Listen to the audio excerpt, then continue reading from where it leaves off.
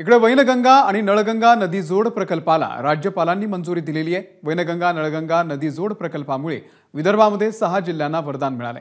80,000 कोटींच्या प्रकल्पामधून विदर्भातील सिंचनाचं चित्र पालटणार आहे। या प्रकल्पाची मंजुरीची फाईल राज्यपाल रमेश बैस यांच्याकडे होती।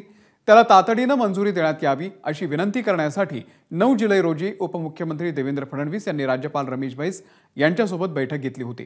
त्यानंतर आज त्याला राज्यपालांनी तत्वतः मान्यता दिलेली आहे। तसं पत्र जलसंपदा विभागाला दिलेलं आहे।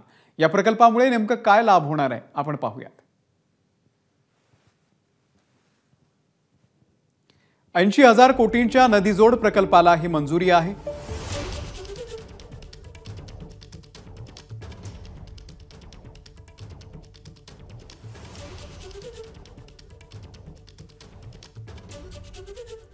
नागपूर, वर्धा, अमरावती, यवतमाळ, अकोला, बुलढाणा या जिल्ह्यांना यामुळे फायदा होणार आहे।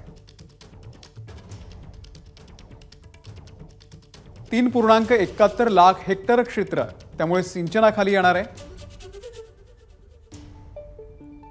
पिण्याचं पाणी, सिंचनाचे मोठे प्रश्न सुद्धा सुटतील। नदीजोड प्रकल्प कालव्याद्वारे सिंचनाचे मोठे प्रश्न सुटणार आहेत।